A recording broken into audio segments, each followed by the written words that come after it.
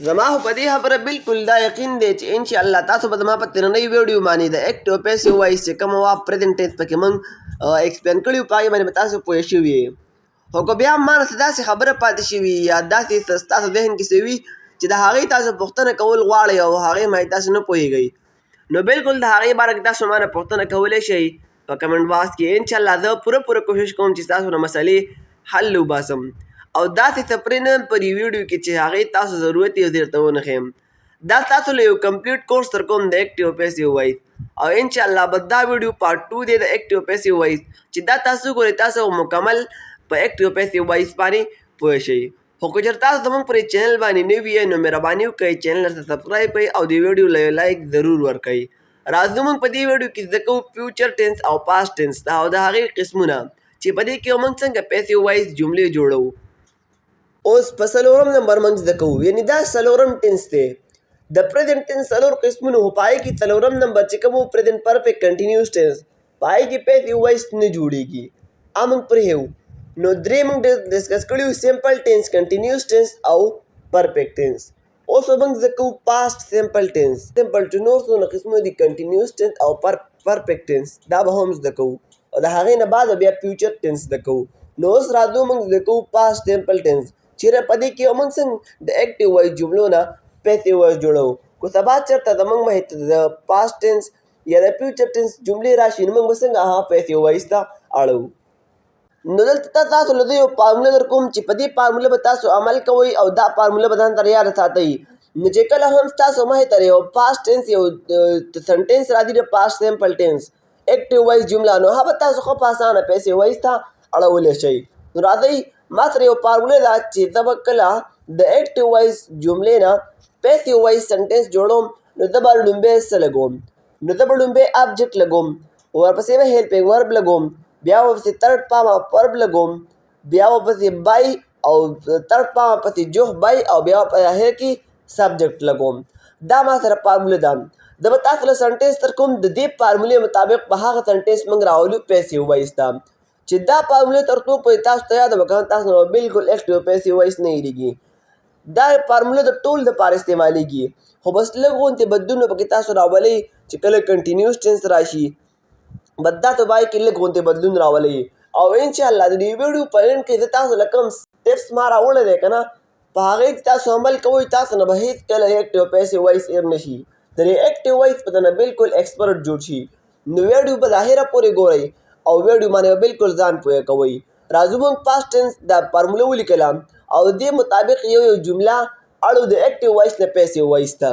اوس ما سره یو اګزامپل دی چې هغه چای وڅښله، هی ټوک ټي، هغه چای وڅښله.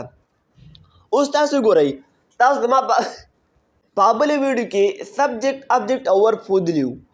که چېرته تاسو سبجیکټ او ابجیکټ ورب باندې پوه شوي دا جمله به تاسو د دې فارمولې مطابق پیسیو وایس ته راواړوئ. ځکه تاسو ته ما د ویډیو دا کورس چې تاسو ته کله ما د اکټیو پیسیو وایس شروع کوو تاسو ته ما دغه وخت کې ویلي وو چې تاسو له لازمي دي چې د اکټیو وایس او پیسیو وایس زده کولو نه مخکې تاسو سبجیکټ وپېژنئ، ابجیکټ وپېژنئ او ورب وپېژنئ. په دلته درته زه معمولي شان یو خلاصه در کوم د سبجیکټ او ابجیکټ او ورب. سبجیکټ هغې ته وایي څوک چې کار کوي، یعنې په جمله کې یو کار کوونکی هغې ته سبجیکټ وایي. ورب یو کار کوي په جمله کې څه کار کېږي هغه به ورب وي ما سره، او ابجیکټ چې کوم دی په کوم څیز باندې چې کار کېږي هغه به ابجیکټ وي. بس دا ځان سره یاد ساتئ. اوس تاسو ګورئ هی ټوک ټي دا ما سره اکټیو وایس جمله ده، دا به زه راولم پیسیو وایس ته. اوس راشئ فارمولې له. فارموله تا ته څه وایي؟ دا د فارموله وایي چې ته کله په پاسټ سیمپل ټینس کې یو جمله رړې د اکټیو وایس نه پیسیو وایس ته ته به لومبی څه لګې؟ ته به لومبی ابجیکټ لګې. نو اوس تاسو ګورئ دلته ما سره ابجیکټ څه شی دی؟ دلته ما سره ابجیکټ دی ټي. وګوره هی ټوک ټي دا کار په چیو باندې شوی دی که نه، نو ټي ما سره سبجیکټ ابجیکټ دی. نو ابجیکټ به زه لومبی ولګوم، نو زه به لومبی څه ولګوم؟ ټي به ولګوم. اوس ما ته دویم څه وایي؟ فارموله ما ته وایي چې ایچ وي ولګوه، یعنې هیلپینګ ورب. نو اوس تاسو ګورئ تاسو ما په بله ویډیو کې یو دوه چارټونه در کړي وو، په دې ویډیو کې دلته هغه چارټ بیا در کوم. دې چارټ کې تاسو ته ما ویلي دي وګوره چې کله ویو ټو راشي سیکنډ فارم اف ورب او یا ډیډ راشي یا ویو ټو راشي یا ډیډ راشي نو د هغې په ځای موږ هیلپینګ ورب استعمالوو واز او ورب. نو دلته به د ابجیکټ نه بعد به د هیلپینګ ورب استعمال کم واز استعمال کم ور. اوس تاسو ګورئ دا جمله ما سره سینګولر ده که پلورل ده؟ دا جمله ما سره سینګولر ده نو زه به د ابجیکټ نه بعد به څه استعمال کم؟ واز به استعمال کم. نو ټي واز. اوس وګوره په فارموله کې دریم نمبر ما څه وایي؟ وایي ته وی3 ولګوه تھرډ فارم اف ورب. نو تھرډ فارم اف ورب ما سره څه شی دی؟ ته وګورئ تاسو دا ټوک چې کوم دی دا ما سره سیکنډ فارم اف ورب دی. د دې په دې به زه ولګوم ټیکن. نو ټي واز ټیکن. وګوره د جملې درې سی وشوې. ټي واز ټیکن د جملې درې سی وشوې که نه موږ د فارمولې مطابق را روان یو. اوس فارموله کې دا وایي چې ته وی3 پسې جو بای ولګوه بی وای بای. نو زه به ولګوم د ټیکن نه بعد به ولګوم بای. نو جمله ما سره دې پورې داسې جوړه شي چې ټي واز ټیکن بای. اوس اخره کې ما څه وایي چې سبجیکټ ولګوه. نو سبجیکټ په اوس زه ښي نه لګوم ښي که دلته ولګوم دا غلط راځي نو زه به هم لګوم. تاسو ته ما یو ویډیو په ګرامر باندې ما الریډي ریکارډ کړې ده پوسیسیو پروناون او پوسیسیو ایډجکټیو په دې باندې ما یو کمپلیټ ګرامر ویډیو ریکارډ کړې ده چې تاسو کتل غواړئ نو تاسو ته به د هغې لینک په ډسکرپشن کې میلاو شي. ها نو ټي واز ټیکن بای هم د هی په دې باندې څه لګوم هم. تاسو ته ما چاټ کې دا ویلیو چې د هی چې کله راشي د جملې په یو جمله کې په یو اکټیو جمله کې هی راشي هغې په دې باندې څه لګوم هم به لګوم. نو ما سره به جمله داسې جوړه شي چې ټي واز ټیکن بای هم. هغه چې اسکلې ده چې له هغه د خوا سکلې کېږي دا ما سره پیسې وایي جمله شوه. اوس که دې نه زه نیګټیو جوړوم نو نیګټیو نه بعد تاسو ته ما ټینسز په کورس کې ویلي وو چې کله تاسو په یو جمله کې هیلپینګ ورب پیدا کړو نیګټیو جمله هم جوړوله نو د هیلپینګ ورب د بعد به تاسو ناټ ولګوئ نو دا جمله به تاسو څه واوړي نیګټیو ته. نو دا د ټي دا خو پکې نشته ټي واز ناټ ټیکن بای هم د دې نه به نیګټیو جوړ شي. اوس که دې نه زه سوالیه جوړوم نو تاسو ته ما ویلي د ټینسز په کلاسونو کې که چېرته تاسو ټینسز نه وي کتلي نو بس بالکل ټینسز ما زموږ یو 2-3 ویډیوګانې هو کمپلیټ کورس موږ ریکارډ کړی دی هغه تاسو کتلی شئ زموږ په چینل باندې به تاسو ته میلاو شي. نو چې تاسو کله په یو جمله کې هیلپینګ ورب پیدا کړو نو هیلپینګ ورب پر جملې سر کې ولګوئ او نور به هم دغه جمله راکوزه کوي نو تاسو سره به دا جمله واوړي څه ته سوالیه جملې ته. نو تاسو هیلپینګ ورب په دې جمله کې پیدا کړئ په دې جمله کې ما سره هیلپینګ ورب دی واز نو زه به واز د جملې په سر کې ولګوم. نو واز ټي ټیکن بای هم دا دې نه ما سره سوالیه جمله جوړه شوه او په آخر کې به سوالیه نشان ولګوم بس دا جملې دا ما سره څه شوه دا ما سره سوالیه شوه. نو تاسو کتل چې موږ د فارمولې مطابق یو جمله د اکټیو نه پیسیو وایس تاسو څنګه واړوله. اگزامپل نمبر 2 ما سره داسې دی چې وي سا ا برډ موږ یو مرغۍ ولیدله. اوس تاسو ګورئ په دې کې د فارمولې مطابق ابجکټ څه شی دی دا ما سره ا برډ دی. نو ابجکټ پکې ما سره فارمولې مطابق په څه ولګوم ابجکټ په ولګوم. نو ا برډ هیلپینګ ورب به څه لګوم که چېرته په یو جمله کې وی2 راشي یا د هغې سره ډډ راشي نو د هغې به وی2 راشي یا پکې ډډ راشي د هغې به زه واز او ور لګوم نو زه به واز ولګوم ځکه چې ما سره څه شی دي دا ا برډ ما سره څه شی دا ما سره سینګولر دی. نو ا برډ واز. اوس دا سا چې کوم دی دا سیکنډ فارم اف ورب دی زه به دې په دې تھرډ فارم اف ورب ولګوم ما ته فارموله وایي تھرډ فارم اف ورب ولګوه. نو ا برډ واز سین بیا ما ته وایي چې د تھرډ او وی3 نه بعد بای ولګوه. نو ا برډ واز سین بای فارموله ده که نه ابجکټ مې ولګوو هیلپینګ ورب مې ولګوو وی3 مې ولګوو بای مې ولګوو اخره کې ما ته وایي چې سبجکټ ولګوه. نو سبجکټ ما سره څه شی دی دلته ما سره وي راځي نو وي چې کوم دی زه به اوس وي نه لګوم زه به د وي په دې اس لګوم. تاسو ته ما په چاټ کې ویل تاسو ته ما چاټونه پکچر درکړل چې کله وي راشي د وي په دې به موږ څه لګوو اس په لګوو. نو دا ما سره داسې جمله جوړه شي چې ا برډ واز سین بای اس. بل اگزامپل جمیل ایٹ ایپلز جمیل سیوان وخوړل څه شو جمیل سیوان وخوړل جمیل ایٹ ایپلز. اوس فارموله ما څه وایي د پیسې وایس جملې جوړولو چې ته به لومبې ابجکټ ولګې نو ابجکټ کې ما څه دي ایپلز دي. بیا ما ته وایي که چېرته وی2 راغلی و د هغې سره ډډ راغلی نو یا به واز لګې یا به ور لګې.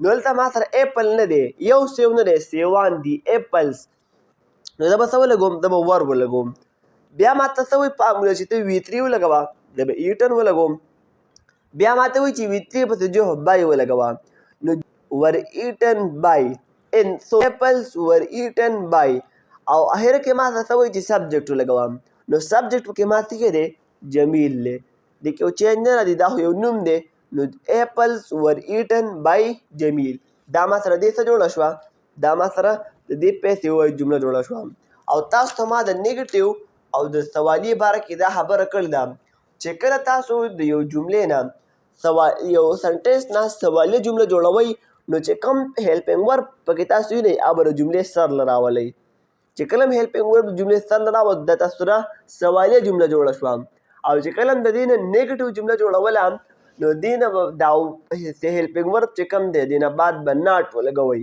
نو دا به تاسو سره واوړي نیګیټیو طرح نو دا د اړوم نیګیټیو طرح نو اپل ور ناٹ ایټن بای جمیل او که دې چېرته اړوم سوالیې طرح نو سوالیې دپاره دا ور چې کوم دی ور اپل ایټن بای جمیل دا ما سره دی سوالیه شوه او اخره کې به سوالیه نشان ولګوئ بس دا تاسو څه ولګېدله دا تاسو سره پیسې وایسته واوړېدله ورپسې موږ زده کوو پاسټ کنټینیوس ټینس چې په پاسټ کنټینیوس ټینس کې موږ څنګه یو جمله د اکټیو وایس نه پیسې وایس ته بوځو اوس تاسو له الریډي ما په پاسټ سمپل ټینس کې یو فارموله درکړه چې ابجیکټ هیلپینګ ورب وي3 او بای او سبجیکټ د دې نه به تاسو پیسې وایس جوړوئ همدغه فارموله ځان سره یاده کړئ خو صرف د دې هیلپینګ ورب نه بعد بینګ به لګوئ بس په پاسټ کنټینیوس کې دا فارموله لږه بدله شوې ده او بس صرف د هیلپینګ ورب نه بعد به یو بینګ اضافه موږ کوو نور به هم دغه فارموله استعمالیږي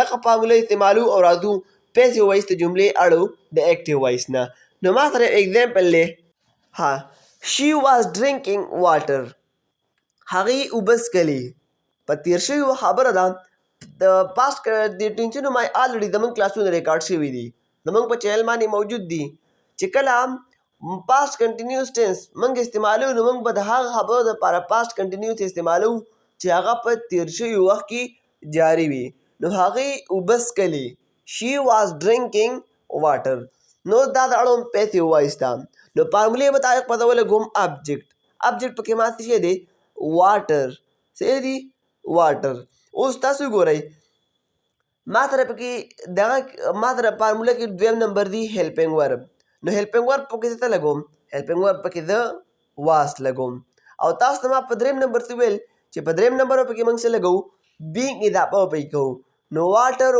واس څه شی بینګ واټر واز بینګ او بیا په څلورم نمبر ما ته فارموله وایي چې وي3 ولګوه نو ډرنک چې کوم دی د دې تھرډ فارم چې کوم دی دا ډرنک دی DRUNK دا دی تھرډ فارم اف ورب دی نو ما سره جمله دې پوهېدې ته جوړه شوه فارمولې مطابق چې واټر واز بینګ ډرنک بیا ما ته څه وایي فارموله چې ته وي3 نه بعد بای ولګوه وي3 نه بعد د بای اضافه هم اوس موږ کوو نو واټر واز بینګ ډرنک بای اوس تاسو ګورئ تاسو ته ما په چاټ کې ویلي چې کله په یو اکټیو وایس جمله کې شي راشي نو په پیسیو وایس کې به د هغې نه موږ جوړو هر نو دا به داسې جمله جوړه شي ما سره پیسیو وایس چې واټر واز بینګ ډرنک بای هر دا ما سره پیسیو وایس جمله جوړه شوه اوس کو چېرې زه د دې نه نیګیټیو جمله جوړوم نو بس دغه جمله به راکوزه کوم خو صرف د واز نه بعد به نټ اضافه وکړم دا ما سره نیګیټیو جمله جوړه شي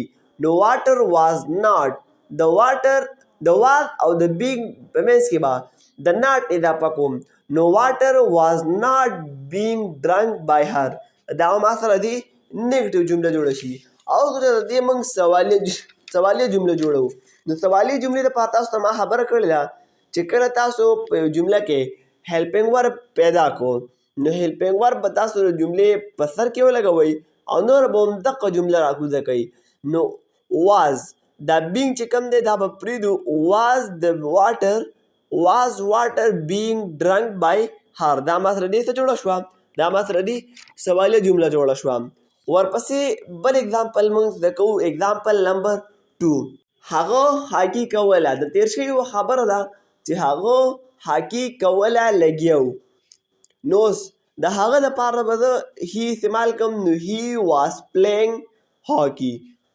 صحیح شو. دا ما سره دی اکټیو وایس جمله ده.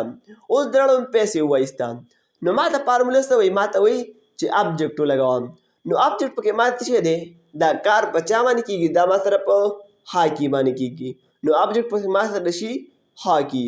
بیا ما سره په دویم نمبر فارموله وایي چې ته ولګوه څه ولګوه؟ ایچ وي ولګوه، هیلپینګ ورب. نو زه به څه ولګوم؟ واز به ولګوم، هاکي واز. بیا په دریم نمبر ما ته فارموله څه وایي چې ته بینګ ولګوه، بي ای آی این جي.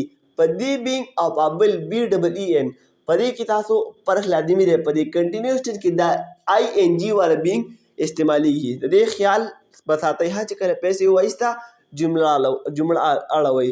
نو هاکي واز بینګ. اوس ما ته فارموله کې څه وایي چې ته وي3 ولګوه. په څلورم نمبر باندې ما ته وایي چې ته وي3 ولګوه. نو تھرډ پاور فرب د پلی، تھرډ پاور فرب د پلیډ. نو هاکي واز بینګ پلیډ. اوس بیا ما ته فارموله څه وایي چې وي3 نه بعد بای ولګوه. نو زه به وي3 نه بعد د بای اضافه وکړم. نو هاکي واز بینګ پلیډ بای. او اخره کې سبجیکټ لراشو. ما په چارټ کې ویلي دي چې د هی په دې به څه لګوم؟ هم به لګوم. نو دا به هی په دې هم لګوم په پیسې وایس سنټینس کې. نو هاکي واز بینګ پلیډ بای هم. اوس که چېرته د دې نه د نیګیټیو جمله جوړوم، د واز نه بعد په ناټ ولګوم. نو واز ناټ بینګ پلیډ بای هم به شي. او که چېرته زه د دې نه سوالیه جمله جوړوم، نو د اواز به زه د دې جملې سر له راولم. نو واز هاکي بینګ played by him. دا ما سره دی سوالیه جمله شوه. example number 3. The police was catching the thief. پولیسو غله ګیرول. پولیس چې کوم دي هغوی غله ګیرول. په تیر شوي وخت کې خبره ده چې دغه رنګ یو دغه و چې پولیسو غله ګیرول. دا ما سره اکټیو وایس جمله ده. نو تاسو ګورئ ما سره په دې کې ابجیکټ څه شی دی؟ ما ته فارموله وایي چې ابجیکټ ولګوو که نه. نو ابجیکټ پکې ما سره دی د تیپس. دا پکې ما څه دی؟ دا ما سره پکې ابجیکټ دی. نو د تیپ. اوس ما ته فارموله څه وایي؟ ما ته وایي چې ته هیلپینګ ورب ولګوه. نو هیلپینګ ورب به څه لګوم؟ واز به لګوم. دا ما تیپ ولګوو. اوس که چېرته دا تیپ سو نو دا بیا ما ور لګوو. خو دلته ما سره جمله سینګولر ده. نو د تیپ واز. بیا ما ته فارموله وایي بینګ ولګوه په دریم نمبر. نو د thief was being. بیا ما ته څه وایي چې ته وي3 ولګوه. نو د کیچ تھرډ فارم اف ورب چې کوم دی اکاټ دی، CAUGHT. نو د thief was being caught. او بیا ما سره د وي3 نه بعد جوخ په څه لګوم؟ بای به لګوم. نو زه به د کاټ نه بعد د بای اضافه وکړم. اوس ما ته څه وایي چې ته سبجیکټ ولګوه. نو سبجیکټ پکې ما څه شی دي؟ دا پکې ما سره پولیس دي. د thief was being caught by the police. دا ما سره دې څه جوړه شوه؟ دا ما سره دې پیسې وایس سنټینس جوړ شو. او دې نیګیټیو د واز نه بعد ناټ. او چې کله سوالیه جوړوو واز به د جملې سر له راولو. بس دا ما سره دې نیګیټیو او انټراګیټیو وي. ورپسې موږ زده کوو پاسټ پرفیکټ ټینس. په دې کې موږ څنګه یو جمله د اکټیو وایس نه پیسې وایس ته بوځو. نو همدغه فارموله تاسو چې موږ کومه درکړې ده که نه همدغه راکوزه کوي.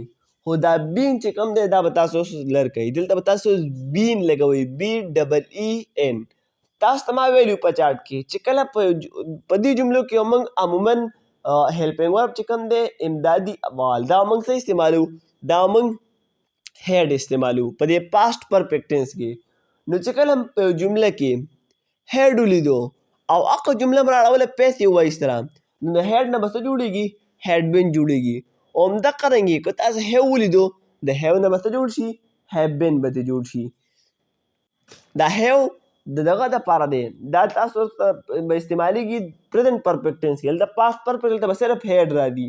نو چې کله موږ یو جمله د اکټیو وایس نه جوړو، اکټیو وایس نه بوځو پیسې وایس ته، نو موږ به څه اضافه کوو؟ موږ به ورسره بین اضافه کوو. هیډ که راشي نو هغې سره موږ څه لګوو؟ هیډوین. ما سره اوس یو اګزامپل دی. ها اګزامپل داسې دی چې استاد هغه له سزا ورکړې وه. تېر شوې خبره ده چې استاد هغه له سزا ورکړې وه. نو اوس تاسو ګورئ د ټیچر هیډ پنشډ هیم دا ما سره جمله ده. اوس د دې نه زه جوړوم پیسیو وایس. نو زه به لومړی څه لګوم ما ته فارموله وایي ابجکټ ولګوه. نو ابجکټ په دې کې ما ته څه شی دی ابجکټ په څه معنی کار کیږي په هغه معنی. نو دلته تاسو یاد ساتئ هم راغلی که نه نو هم نه به هی جوړ شي. نو هی او بیا ورپسې ما سره فارموله څه وایي هیلپینګ ورب. هیلپینګ ورب به څه لګوم هیډ به لګوم. نو هی هیډ بیا ما سره فارموله وایي چې کله تا جمله کې هیډ ولیدو د هغې نه پیسې وایي جوړوله نو هیډ بین به لګې. نو هی هیډ بین. اوس وګوره بیا پکې ما سره وی3 دی دا سزا ورکول دا ما سره یو کار دی که نه نو زه به ترډ پاما ورب لګوم پنشډ. هی هیډ پنشډ وی3 نه وی3 پسې به جوخ څه لګوم بای به لګوم. نو هی هیډ فینشډ بای هی هیډ بین فینشډ بای. اخره کې ما ته څه وایي سبجیکټ ولګوه. نو سبجیکټ پکې ما څوک دی دا کار څوک کوي دا ما سره استاد دی که نه. نو هی هیډ بین پنشډ بای د ټیچر. او د دې نیګیټیو جوړول د هیډ او د بین ترمنځ په منځ کې به ناټ ولګوئ. دا جمله به تاسو سره واوړي نیګیټیو طرح.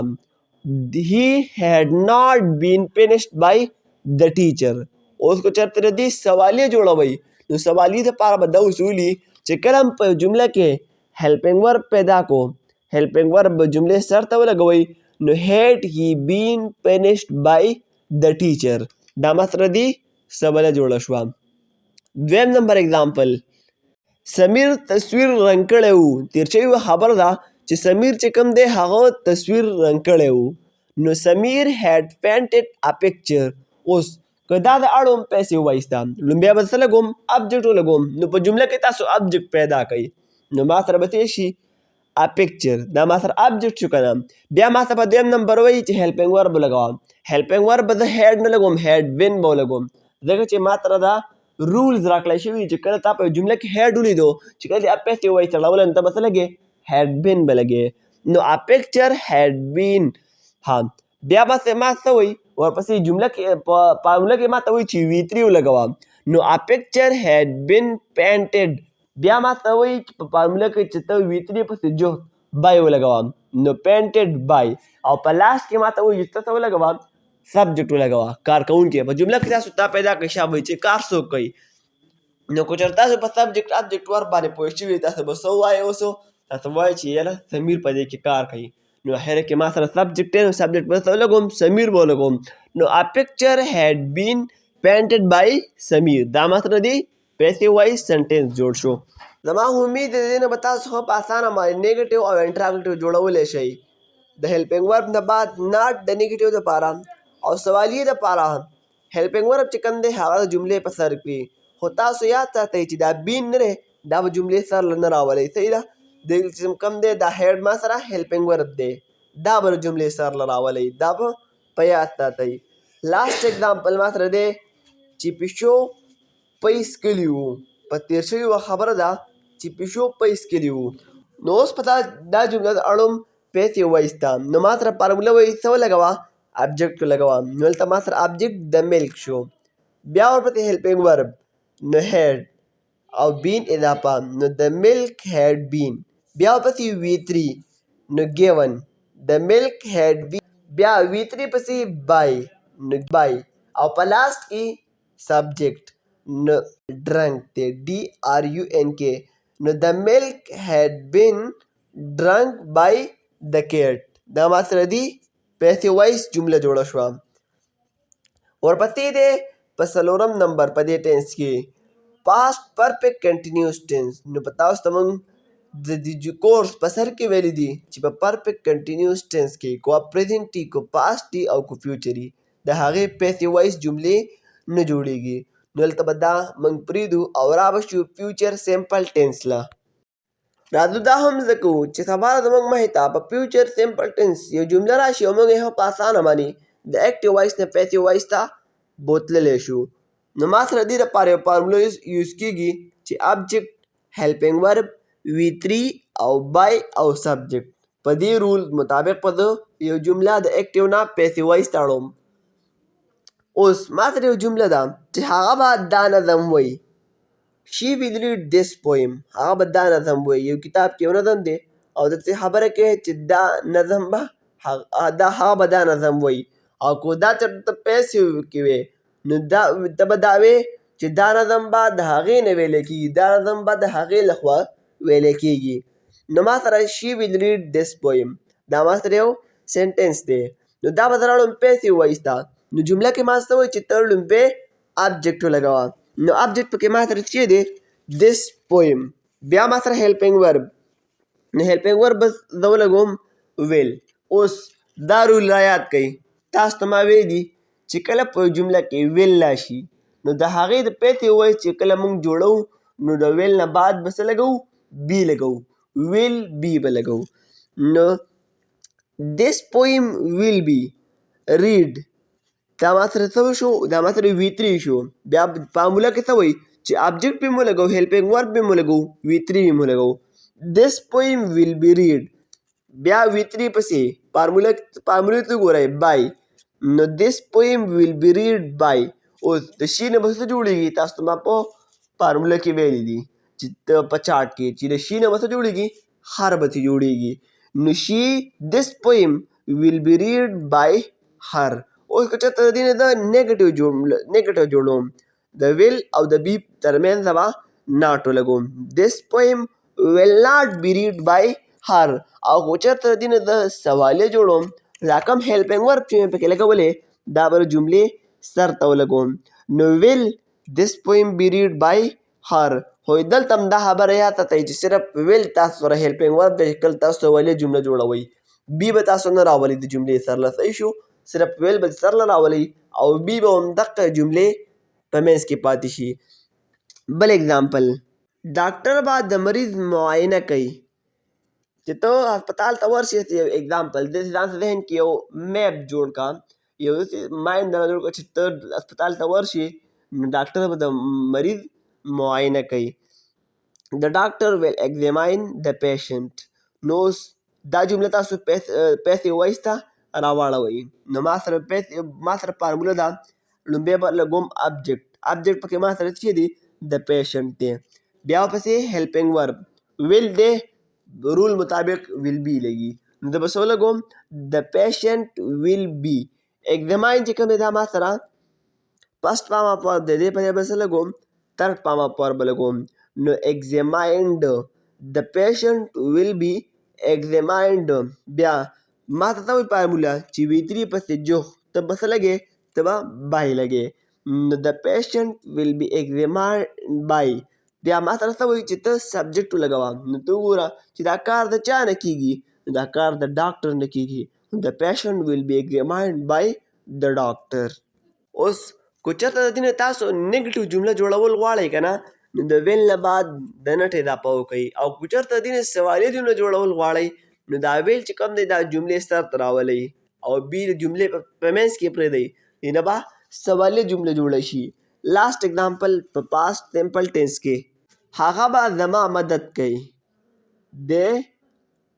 he will help me هغه به زما مدد کوي اوس تاسو ګورئ جو فارمولې ته آبجیکټ نو آبجیکټ په څه ولګوم آبجیکټ په ځای لګوم آی هلته می دی هلته به څه ولګوم آی به ولګوم نو اوس د آی نه بعد به څه ولګوم هیلپینګ ورب ویل او د ویل سره به څه ولګوم بي آی ویل بي دلته تاسو ګورئ شل ونه لګوئ ها اوس د شل هغه رول ختم شوي دي اوس چې کله ته فیوچر خبره کوې صرف ویل به لګې مخکې موږ کله ای خبره هم کوله یا هم د پلونو خبره کوله موږ به شل لګو اوس په شل نه لګو اوس به صرف دقه یو ویل استعمالوئ په فیوچر ټینس کې بس تاسو جمله به بالکل صحیح وي نو آی ویل بي هیلپ چې کوم دی فسټ پام اپ ورب دی تھرډ پام اپ ورب بیا راواړم نو څه به شي آی ویل بي هیلپ او بیا V3 پسې بیا څه ولګوم فارمولې نه بعد فارموله کې ما ته وایي چې بای ولګو V3 نه بعد نو آی ویل بي هیلپ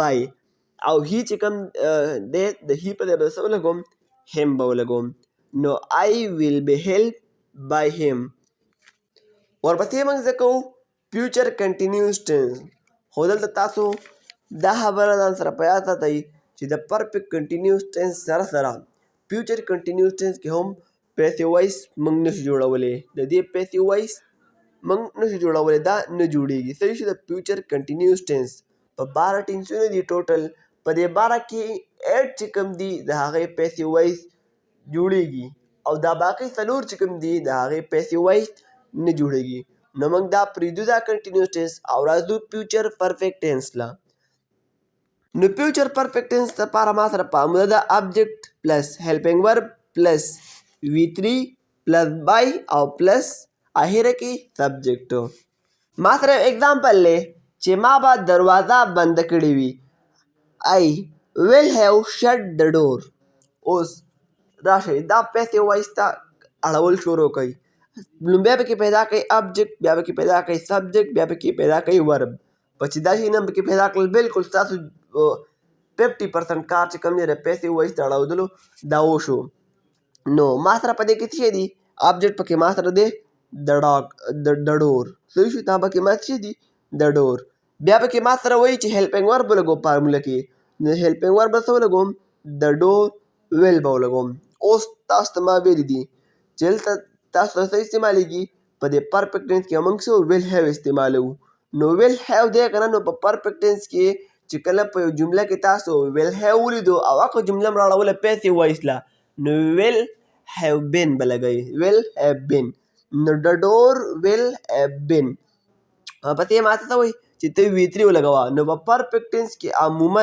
ترډ پامه پر به استعمالیږي بس دقه راکودوئ دا جمله به اوړي نو دغه شټ چې کوم دی دا به زه راکوز کړم نو د ډور ویل هیو بین شټ بیا ماته څه وایي په اموله چې V3 پسې بای ولګوه نو زه به د شټ نه بعد بای ولګوم او اخر کې ما څه وایي چې سبجیکټ ولګوه نو سبجیکټ په دلته ما سره آی دی دلته به څه د دې په دې به څه ولګوم می به ولګوم نو د ډور ویل هیو بین شټ بای می که د دې نه تاسو نیګیټیو جمله جوړول غواړئ نو د ویل او د هیو په منځ کې به تاسو ناټ ولګوئ نو دا به څه شي د ډور ویل ناټ هیو بین شټ بای می او که چېرته سوالیه ته جوړول غواړئ دا ویل دا به جملې سر له راولئ او نور به همدغه جمله ولیکئ نو ویل د ډور هیو بین شټ بای می دا به ما سره دې سوالیه جمله جوړه شي ورپسې بل اگزامپل ما سره یو اگزامپل دی چې احمد به کافي اخیستې وي روانو خبره ده چې احمد به کافي اخیستې وي نو د احمد ویل هیو بین باټ ا کافي دا ما سره څه دا ما سره دی ایکټیو وایس جمله اوس پیسې وایس ته اړول شروع کوي آبجیکټ پکې ما څه دي ا کافي ده بیا هیلپینګ ورب پکې ما څه دي ویل هیو بین ویل هیو آلریډي دې جمله کې دی نو جمله ما سره داسې جوړه شي آبجیکټ پکې ما ولګوو څه شی ا کافي بیا پکې ویل هیو بین چې کوم دی دا ما سره پکې هیلپینګ ورب شو نو ا کافي ویل هیو بین او باټ V3 دی که نه فارموله کې څه وي V3 ولګوه نو ا کافي ویل هیو بین باټ او بیا V3 پسې بیا څه وایي چې بای ولګوه نو باټ پسې به بای ولګوم بیا په اخره کې څه وایي چې سبجیکټ ولګوه نو سبجیکټ کې ما څه دي د احمد دی نو کافي ویل هیو بین باټ بای د احمد او دې نیګیټیو جوړولو لپاره د ویل او د هیو په منځ کې ناټ او دې سوالیه جوړولو لپاره هیو بین به پرېږدئ او دا ویل چې کوم دی دا به د جملې سر له راولئ نو دې نه به تاسو سره څه جوړ شي دې نه به تاسو سره سوالیه جوړه شي نو ویل ا کافي هیو بین باټ بای د احمد دا ما سره دې سوالیه جوړه شي نو امید لرم چې تاسو په ایکټیو پیسې وایس باندې پوه شوي یې خو لیکن بیا تاسو ته یو پیره بیا ویم که ما نه پکې داسې خبره پاتې شوي یا داسې خبره چې کول پکار دی او ما نه پاتې شوي نو تاسو ما ته بالکل په کمنټ سیکشن کې ویلی شئ زه به انشاءالله پوره کوشش کوم چې تاسو د هغې سوال جواب تاسو له زر ته زره درکړم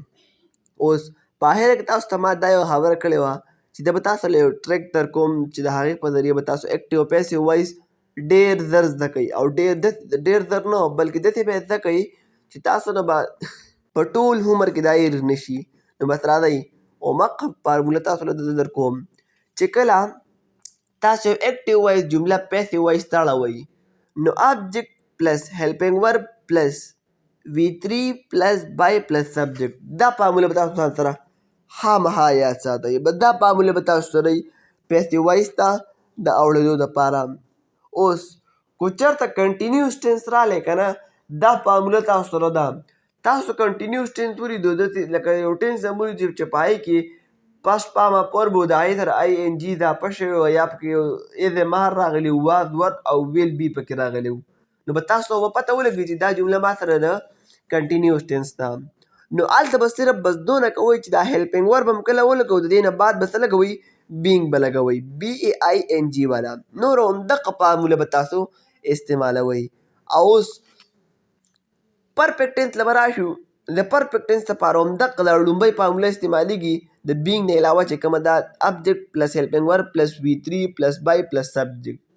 خو کله پکې هیډ و نو هیډ بین به لګوئ که هیز او هیو پکې وي نو هیز بین هیو بین به لګوئ که ویل هیو پکې وي یا پکې شل هیو په تېرو شویو کتابونو کې چې کوم دی په هغې کې اوس شل هیو شته نو تاسو به څه لګوئ تاسو به ویل هیو بین یا شل هیو بین لګوئ. خو په دې پرفیکټ ټینس کې چې کوم بین دی هغه BEEN والا دی او په دې کنټینیوس ټینس کې چې کوم دی هغه BEING والا دی. نو په دې کې به تاسو دې غلطۍ ته خصوصا خیال کوئ چې دا غلطي درنه ونه شي او نور بس همدا یوه فارموله ده خو چې کله د کنټینیوس ټینس خبره راځي د هیلپینګ ورب نه بعد بینګ لګوئ او که د هغې نه بعد کوم یو ټینس هم راځي بس دغه فارموله د ابجیکټ پلس هیلپینګ ورب پلس ترډ فارم اف ورب پلس بای پلس سبجیکټ. اوس په اخر کې د تاسو له یو جمله در کوم د اکټیو وایز چې هغه به تاسو اړوئ پیسې وایز ته او ما له بیا په کمنټ کې دا جواب راکوئ چې دا ما واړوله دا ټیک ته او که غلطه.